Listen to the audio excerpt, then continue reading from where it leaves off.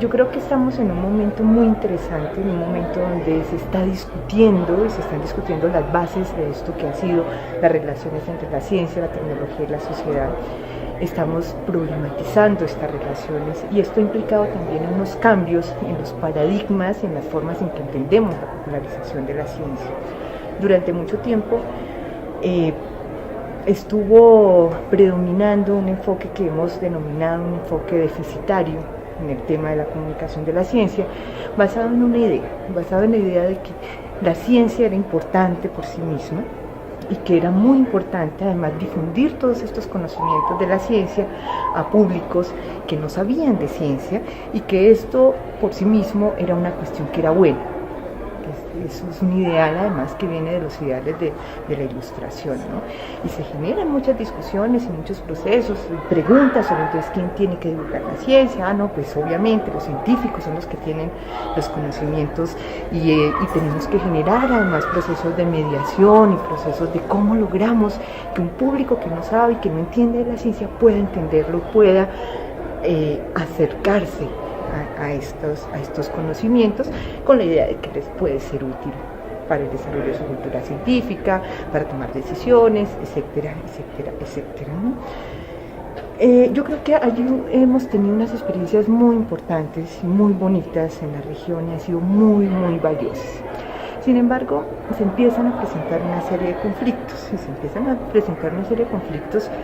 porque empezamos a preguntarnos, y sobre todo en contextos como los nuestros, sobre, bueno, ¿y por qué la ciencia?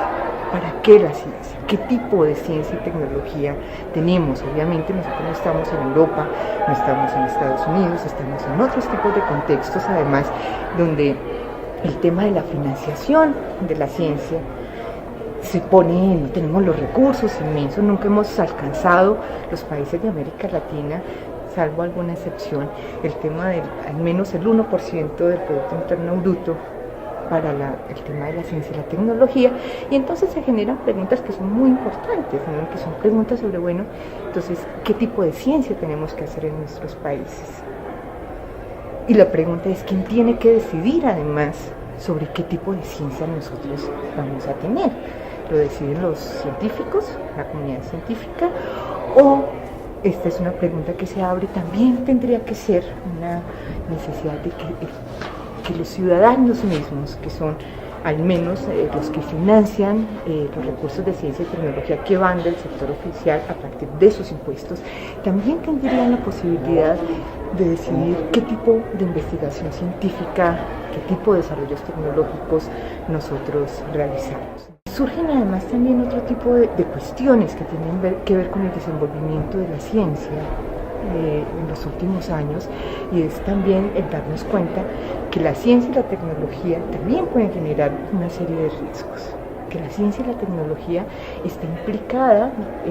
en muchos de los conflictos sociales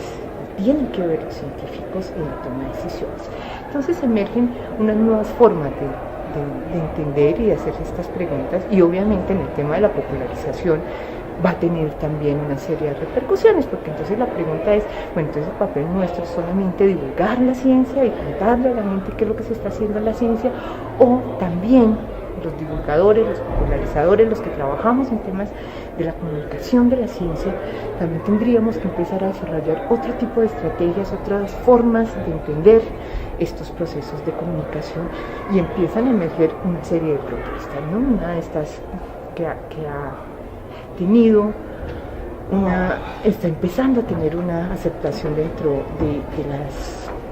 de muchos países, es la idea de que tenemos que apostar a enfoques democráticos, que debemos apostar a cuestiones mucho más dirigidas a lograr la apropiación social del conocimiento, en el entendido de que es una cuestión que tenemos que empezar a complejizar. Entonces, allí yo creo que nos surgen muchísimos retos,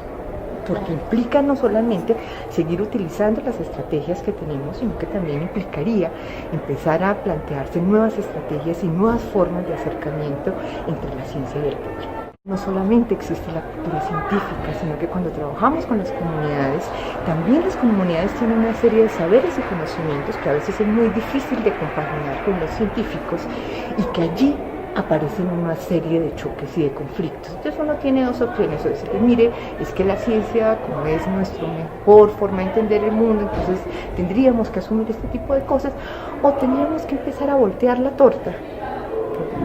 utilizando una expresión colombiana que tenemos, y es decir, el problema no es la ciencia por sí misma, el problema que tenemos las personas que trabajamos en esta interfaz y la relación de la ciencia y la sociedad. Entonces, es decir, no es un problema de que divulguemos la ciencia, que divulguemos los conocimientos científicos y que divulguemos lo que sabe la ciencia sobre determinada situación, sino que el énfasis es el ciudadano. Y que el énfasis son los problemas sociales que tendrían que resolver los ciudadanos. ¿Esto qué implica? Que ya el problema tendría que entrar y definirse y repensarse en esas complejas relaciones que se dan en los contextos sociales y que tienen que ver con aspectos económicos y que tienen que ver con aspectos sociales, que tienen que ver con aspectos culturales y que además tienen que ver con aspectos económicos, y que es en este proceso donde se formulan los problemas, donde se formulan las necesidades y los conocimientos científicos, pero también que además son de diverso tipo también cuando estamos en estos conflictos, pero también los conocimientos científicos, pero los conocimientos de las comunidades y los intereses y valoraciones que tienen los otros tipos de grupo entran a formar parte de la discusión. Y fíjate que entonces esto es un modelo distinto de poder entender la función del comunicador, y es posible que muchas de las estrategias que nosotros hemos estado realizando y utilizando terminen siendo insuficientes porque no nos permiten movernos dentro de esta cuestión. Implica también una necesidad de mirar la ciencia de manera distinta, entenderla, y yo creo que en eso hay un consenso de que no se trata de unas verdades únicas, que podemos aislarla y que es una cuestión esotérica, sino que podemos entenderla como una cuestión que es hecha por personas,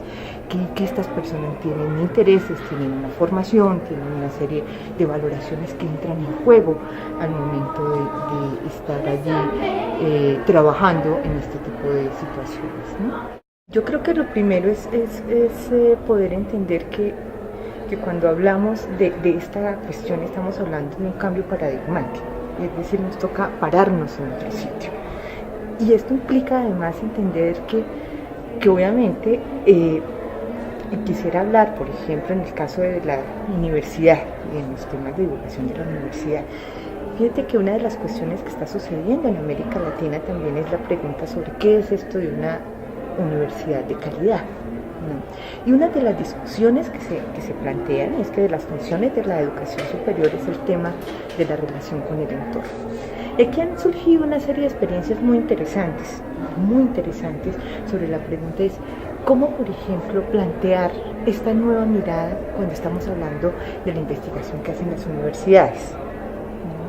Y hay unas experiencias muy interesantes, unas experiencias que implican una apertura de la universidad a los contextos en los cuales se encuentran, ¿no? O sea, el hecho de que las comunidades a las cuales pertenecen las universidades puedan entender la universidad como suya, que puedan además ayudarle a responder los problemas reales que tienen dentro de los contextos, son elementos fundamentales. Y aquí el papel del comunicador es clave, no como un elemento final de la cadena de la producción del conocimiento científico, fíjate tú, sino como un elemento que participa de todo el proceso y participa también desde el inicio de la gestación de esas relaciones entre la universidad y la comunidad, entre esa idea de poder entender una investigación de pertinencia. Y fíjate que además acompañando estos procesos en Uruguay hay una serie de experiencias muy interesantes, y yo creo que además en los países latinoamericanos, en Ecuador también vamos a ver un interés por poder producir unas investigaciones de calidad, pero no se trata solamente de unas investigaciones que respondan a los problemas que pueden tener, sino que además podamos lograr unos procesos de apropiación social del conocimiento, ¿no? Ahora estaba hablando con Susana, y Susana me contaba de una tesis que se están haciendo también en su universidad, de una chica que trabaja sobre comunidades de pescadores, ¿no? Y que cuando dice, bueno, viene la universidad y llega y dice, empezamos a trabajar con la idea de la universidad que tienen sobre los problemas de los pescadores, y se encuentran con una serie de problemas específicos en esa relación, y resulta que finalmente descubren que el proceso es trabajando juntos, desde reconocer las comunidades, reconocer sus necesidades, reconocer sus intereses, y esto produce cambios no solamente en las comunidades, sino que también produce cambios en la universidad. Entonces estamos hablando de enfoques que se retroalimentan, que cambian. Entonces el problema del contexto no es el contexto de las comunidades, es el contexto mismo que engloba todo el sistema y que produce ese tipo de transformaciones. Y experiencias como la que del trabajo de tesis de la compañera de ustedes, uno va a encontrar en varios países este tipo de experiencias, ¿no? Con comunidades indígenas, fundamentalmente, con una serie de preocupaciones. Las personas que trabajamos en comunicación de las ciencias entendemos el tema de la apropiación dentro de estos nuevos esquemas, nos encontramos además en una obligación y una obligación de tipo ético con los problemas que están sucediendo en el país. Nosotros no podemos, y con la región, no podemos simplemente hacer de la vista gorda a problemas como la exclusión o a problemas como la pobreza. O sea, ¿qué tenemos que hacer? ¿Cómo hacemos? No hay respuestas para ese tipo de cuestiones, pero sí el formularlo la pregunta y entender que es una pregunta pertinente para las personas que trabajamos comunicación de la ciencia, implica la necesidad de poder buscar salidas y caminos alternativos al desarrollo de este tipo de propuestas, ¿no? Implica el reconocer que hay unos problemas sociales tremendamente fuertes, que tienen una base tecnocientífica, y estoy diciendo, por ejemplo, el tema de la explotación minera, que es un tema candente en toda la región, ¿no? En Colombia, en Perú, vamos a encontrar una serie de preocupaciones sobre eso. Obviamente, para los gobiernos, el tema de la minería se puede ver como un elemento fundamental del desarrollo, y eso lo es, pero también la pregunta es cómo lo hacemos, y cómo lo hacemos en el proceso de negociación con las comunidades que viven allí, cómo lo hacemos además pensando en el tema de la sustentabilidad, en el tema del cuidado del ambiente, en el tema de una construcción política, porque no es posible pensar el tema de la comunicación de la ciencia como algo que es apolítico, neutral, tiene que tomar una posición, y donde dice, bueno, ¿cuál es nuestro rol ahí? ¿Cómo construimos agenda? ¿Cómo ayudamos a solucionar este tipo de conflictos? ¿Cómo ponemos además a negociar y a construir además soluciones consensuadas que tomen en cuenta la diversidad de aspectos que entran dentro de este proceso, ¿no? Los comunicadores tienen la posibilidad de generar muchos cambios y tienen además un rol protagónico. Si uno entiende la comunicación como, espero que salgan las investigaciones para poder hacer divulgación, fíjate que este papel, donde ponemos al comunicador en el final de la cadena de la producción científica, y dejamos entonces y separamos la comunidad científica de lo social y del contexto donde se mueve, esto es una forma de hacerlo y la hemos hecho. Ahora la pregunta es, ¿qué pasa si pensamos que también los comunicadores construyen agenda de cuáles son las problemáticas que tenemos que abordar desde una perspectiva de la discusión de ciencia y tecnología, y desde una perspectiva de la responsabilidad social y de la construcción de una manera de ver qué tipo de ciencia queremos, para qué queremos esa ciencia, esa tecnología, cómo pensamos el desarrollo y cómo pensamos el papel de la ciencia y la tecnología en estas preocupaciones por el desarrollo. Entonces te voltea el paradigma, y te voltea además la posibilidad de intervención, y te obliga a pensar maneras innovadoras para desarrollar estos trabajos. Es un organismo internacional, que se creó en 1970, y se creó además, su órgano rector son los ministros de educación de los países. Tenemos 12 países, 11 de ellos son de América Latina, y además está España. Y tiene como misión trabajar en la integración educativa, científica y cultural de los países miembros. Entonces, mientras tenemos una serie de organismos que trabajan en la integración económica, en la integración política, aquí la apuesta desde el inicio fue: trabajemos en la integración desde la cultura, desde la educación, desde la ciencia y tecnología, con la idea de poder generar un espacio cultural común. Y el convenio los inicios se convirtió en un organismo pionero en el tema de la popularización de la ciencia. Entonces, desde los 70 y los 80 empezó a apoyar actividades de periodismo científico, apoyaba conferencias, apoyaba las ferias infantiles y juveniles que se estaban desarrollando en los países, pero en 2000 se va a dar un viraje a esto. Aparece una preocupación como muy fuerte de que la organización ayudara a poder consolidar una política en torno al tema de la popularización, y esto fue llevando, y entonces se realizó un estudio comparativo en los países en el tema de qué es lo que estamos pensando en las políticas, cuáles son las políticas, cómo está empezando esa relación de la ciencia, la tecnología y el desarrollo, quiénes son los actores que están trabajando en esto y cuáles son las experiencias que se están dando y cómo se articulan tanto estas políticas con estos actores y estas prácticas que se están desarrollando. Esto genera además entre reflexiones que se estaban dando en los distintos países, generó la necesidad de poder cambiar esta idea de la popularización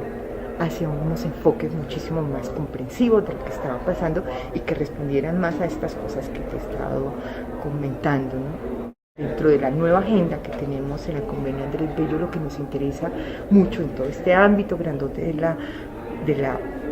apropiación social de la ciencia y la tecnología es poder documentar experiencias que se estén realizando, que estén además planteando caminos distintos, formas distintas de entender esa relación entre ciencia y público, que nos permita además construir enfoques comprensivos de la apropiación mucho más amplios. O sea, no podemos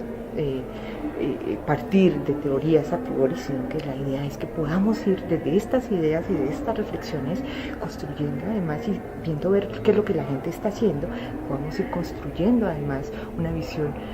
prospectiva y normativa de lo que tendría que ser esas apuestas por la apropiación, pero además que ayudemos a la construcción de redes. Una de las cosas que uno se encuentra maravillosamente es que estas cuestiones se están dando tanto en el nivel de las políticas. Tú ya encuentras en las políticas, por ejemplo en México, que se habla del tema de la apropiación social y no solamente de la divulgación, y esto ya implica una serie de compromisos que apuntan, no necesariamente porque estén en las políticas te va a cambiar la práctica, pero sí está planteando la necesidad de generar reflexiones en este tema. Pero encuentras además una serie de experiencias muy interesantes. Por ejemplo, y te cuento en el caso de Colombia, en 2010 se lanza la estrategia de apropiación social de la ciencia y la tecnología, y que incluyó dentro de sus lineamientos el tema de la participación pública en la ciencia y la tecnología, ¿no? Y aquí son los primeros intentos de un organismo nacional de ciencia y tecnología de mostrar, bueno, cómo podemos hacer y cómo podemos llevar a cabo este tipo de cuestiones. Vamos a encontrar además experiencias muy interesantes desde las universidades que empiezan a reflexionar en eso. En el caso de la universidad que tienen ustedes en el ITESO, aquí estamos apostándole y estamos buscando alternativas y formas distintas. En la UNAM, en México, el posgrado en filosofía de la ciencia tiene una línea en comunicación que está explorando unas nuevas maneras de poder pensar este tipo de cuestiones. Una de las cuestiones que estamos discutiendo desde estos modelos democráticos de comunicación de la ciencia que lleven a la apropiación social del conocimiento, una de las cosas que uno está diciendo es necesitamos generar mecanismos de participación pública en tomas de decisiones de ciencia y tecnología. Y ustedes lo pueden encontrar tranquilamente dentro de las políticas. Promovemos la participación, nos interesa que los ciudadanos participen en la toma de decisiones, y cuando uno va a revisar los mecanismos, realmente el tema de la participación queda ahí como simplemente un saludo a la bandera, ¿no? Queda como bonito de nombre, pero uno va a ver realmente, y las preguntas que uno tendría que hacerse allí es, ¿realmente las personas participan? ¿O realmente se entiende por participación que yo vaya y exprese qué es lo que me gusta, cuáles son los problemas que yo veo, y que eso termine en un documento donde diga, asistieron 200 personas y dijeron que frente a los problemas del agua, de la energía o el problema de la construcción del embalse o en el tema minero, entonces la decisión que se toma es esto. Yo creo que allí nosotros tenemos que pensar muchísimo sobre eso, ¿no? Y la cuestión es bastante complicada porque se termina generalmente recurriendo a visiones muy instrumentalistas de la participación, con la idea de que si tú vas a una reunión donde se discute un tema y tú ya participaste, y realmente lo que nosotros creo que tenemos que empezar a cuestionarnos seriamente si realmente eso es una participación efectiva o si realmente eso le hace muchísimo daño a los procesos de democratización de la ciencia, porque si yo como ciudadano de a pie voy, me llaman a participar en la construcción de una política y finalmente lo único que resulta es un documento donde no se le da seguimiento, donde realmente uno ve cómo se está transformando la toma de decisiones y no puedo participar además en el desarrollo del proceso de la decisión, entonces eso no tiene mucho sentido. Y yo creo que bueno, hay una investigación que yo realicé sobre ese tema y hablo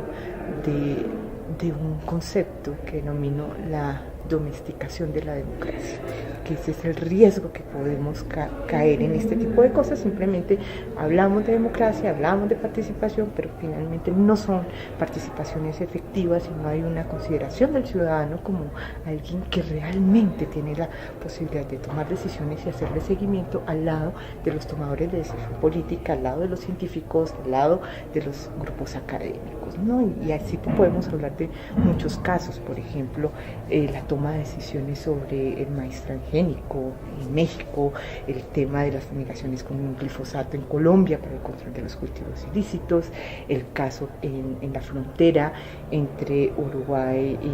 y Argentina sobre el tema de las papeleras, y así te puedo pues nombrar muchísimas discusiones que hay allí, a pesar de que se dan intentos y se puede mostrar que hay posibilidad. Entonces son cuestiones que necesitamos discutir y que yo creo que justamente si los comunicadores de la ciencia y las personas que estamos trabajando allí entendemos nuestro lugar mucho más allá de legitimar decisiones y entendemos la necesidad de crear mecanismos y procesos de participación, estos pueden tener unos resultados mucho más interesantes, y lo estamos planteando aquí desde los temas de la discusión conceptual y de la discusión teórica, y que implica además la búsqueda de otro tipo de estrategias, ¿no? Yo creo que esta ha sido una de las grandes falencias que hemos tenido en temas de comunicación y de popularización de la ciencia por siempre. Yo creo que necesitamos empezar a evaluar, y coincido contigo, una evaluación que vaya mucho más allá de saber cuántas personas participan en una actividad y si cuando entran a la exposición que saben y cuando salen de la exposición que saben, este tipo de cuestiones. Y esta necesidad de evaluar implica obviamente una reflexión sobre para qué evaluar y qué es lo que estamos evaluando. Si yo tengo un enfoque de tipo divulgativo y lo que me interesa es que los chicos puedan comprender determinados conceptos de la física a partir de una exposición, y si miro cómo entran y resulta que cuando salen pueden identificar algunas de las leyes o pueden además utilizarlas para explicar algún fenómeno, uno podría decir, bueno, estamos cumpliendo. Pero dentro de un paradigma donde la pregunta es cómo la ciencia y la tecnología contribuye a la construcción de soluciones, al tema de lo participativo, fíjate que qué evaluamos, cómo evaluamos, a quién evaluamos, ya es una cuestión distinta. Implica además una comprensión de la evaluación muchísimo más amplia, que va a tener además una serie de repercusiones no solamente en el desarrollo de los procesos, sino también en cómo investigamos, qué investigamos, cómo se toman decisiones políticas, qué tipo de decisiones políticas, cómo se transforma además las comunidades en los intercambios y diálogos de conocimientos que hay, cuáles son los problemas más importantes que encuentran las comunidades cuando tienen que solucionar algún tipo de dificultad, ¿no? Creo que uno allí tiene que ser mucho más proactivo. O sea, cuando estamos hablando de que aparece ya la palabra apropiación social de la ciencia, no apareció sola, no apareció porque a los tomadores de decisión se les ocurrió. Aparece porque hay unas comunidades de base que están discutiendo los temas, de la cual forman parte investigadores, comunidades, ONGs, instituciones universitarias, centros y museos que empiezan a plantear nuevas formas de entender esto y empiezan además a generar la toma de esas decisiones y aparecen allí. Tenemos que entender las políticas como construcciones que se hacen y donde nosotros tú, yo y todas las personas que estamos trabajando en esto formamos parte activa. ¿Qué tipo de desarrollo queremos para la apropiación social de la ciencia? Depende también de lo que nosotros como sujetos estemos dispuestos a aportar. Nosotros desde el Convenio Andrés Bello trabajamos en esto, trabajamos fundamentalmente ayudando en la discusión desde el tema de las políticas, poniendo en conexión distintas experiencias, esto que les cuento, que ahora nos interesa identificar experiencias, miradas distintas, abordajes distintos y poderlos compartir. Es un elemento que tendría que contribuir, no a corto plazo, pero sí a un mediano y a un largo plazo, a una serie de transformaciones donde la comunidad y los que compartimos estas visiones podemos decir, fíjense, que creemos que además de los enfoques divulgativos también deberíamos estar apostándole a otro tipo de formas de entender esa relación entre la ciencia y la sociedad.